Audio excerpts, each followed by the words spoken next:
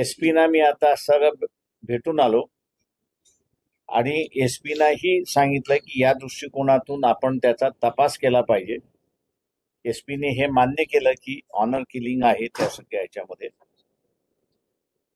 दुसरं आम्ही त्या ठिकाणी विनंती ही केली की आणि सर्वच ह्याच्यामध्ये गव्हर्नमेंटने केलं पाहिजे असं मला स्वतःला वाटतंय की पोस्टमॉर्टम ज्यावेळेस होता त्यावेळेस फक्त असणारा विषकारा जो आहे तो त्या ठिकाणी ठेवला जातो.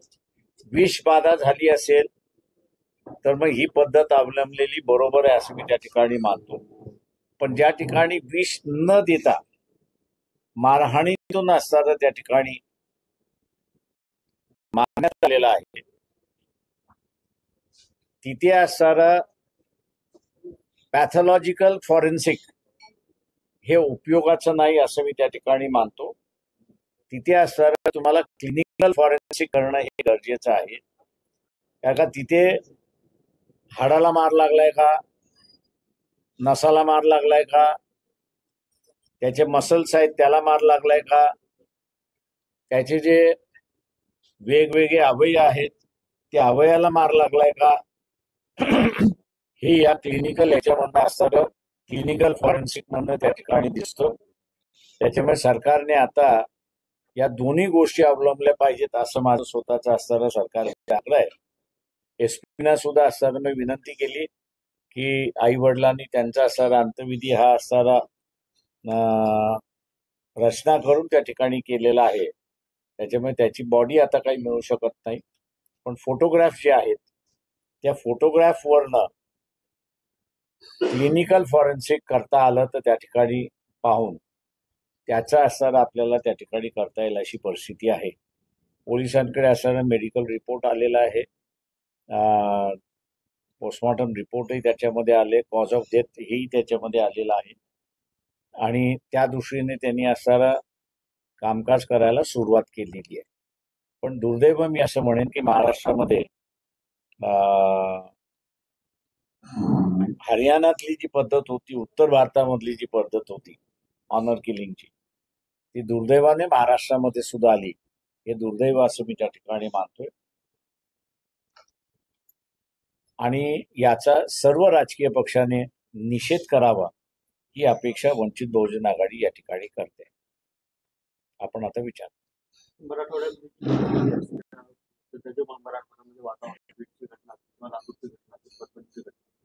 या घटनांमध्ये या घटनेच्या नंतर कुठंतरी समाजामध्ये ते निर्माण करण्याचं काम होतं का आणि यावर प्रमुखाने कुठेतरी कमी पडतं. मी असं म्हणेन की शासनच कमी पडते अशी परिस्थिती आहे. या वातावरण बिघडण्याला मराठा समाजाने मागणी केली की आम्हाला ओबीसी मधनं आरक्षण देण्यात यावं आणि त्याला प्रत्युत्तर म्हणून ओबीसीने आम्ही आमच्यामध्ये मराठा समाजाला घेणार नाही ही भूमिका त्यावेळेस घेतली. शासनाने निर्णय घेण्यात आला होता की आम्ही मराठा समाजाचं आरक्षणासंदर्भात कमिशन नेमतो. कमिशन नेमलं, शासनाने मान्य केलं. त्या क्षणाला मला असं वाटत होतं की शासनाने सर्व स्टेक होल्डर्स जे आहेत त्याची बैठक बोलवली पाहिजे होती आणि शासनाच्या हातामध्ये जे आहे ते शासनाने केलेलं आहे.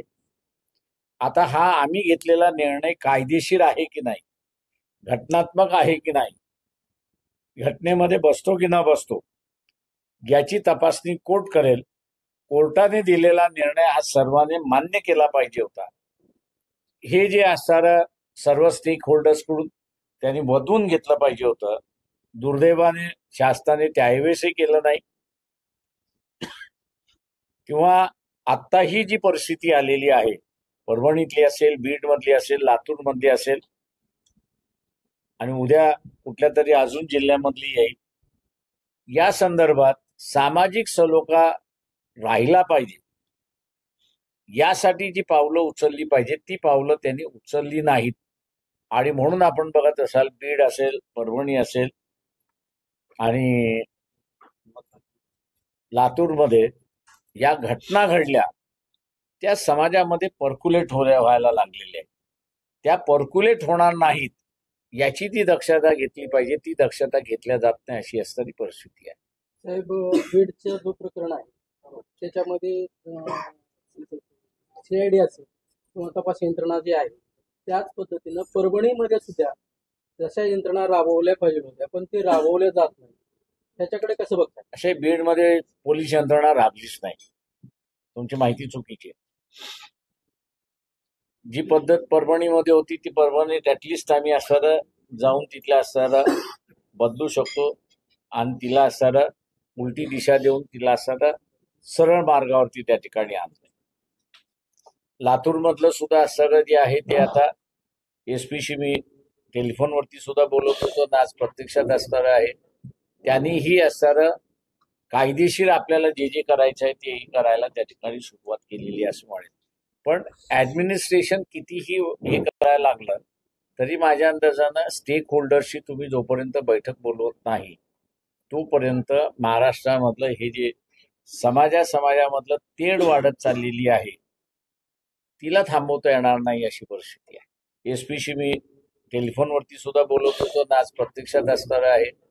त्यांनीही असणारं कायदेशीर आपल्याला जे जे करायचं आहे तेही करायला त्या ठिकाणी सुरुवात केलेली आहे असं म्हणेल. पण ऍडमिनिस्ट्रेशन कितीही हे करायला लागलं तरी माझ्या अंदाजानं स्टेक होल्डरशी तुम्ही जोपर्यंत बैठक बोलवत नाही तोपर्यंत महाराष्ट्रामधलं हे जे समाजामधलं तेढ वाढत चाललेली आहे तिला थांबवता येणार नाही अशी परिस्थिती आहे. या घटनेच्या ठिकाणी आणखी आमदार आणि खासदारांनी भेट दिली नाही त्याबद्दल ते माझी विनंती राहणाऱ्या आमदार आणि खासदारांना की मतदार हा मतदार आहे तेव्हा एका तरी आमदाराने त्या कुटुंबाला भेटावं म्हणजे वातावरण तरी असणारं निवाळेल अशी असणारी परिस्थिती.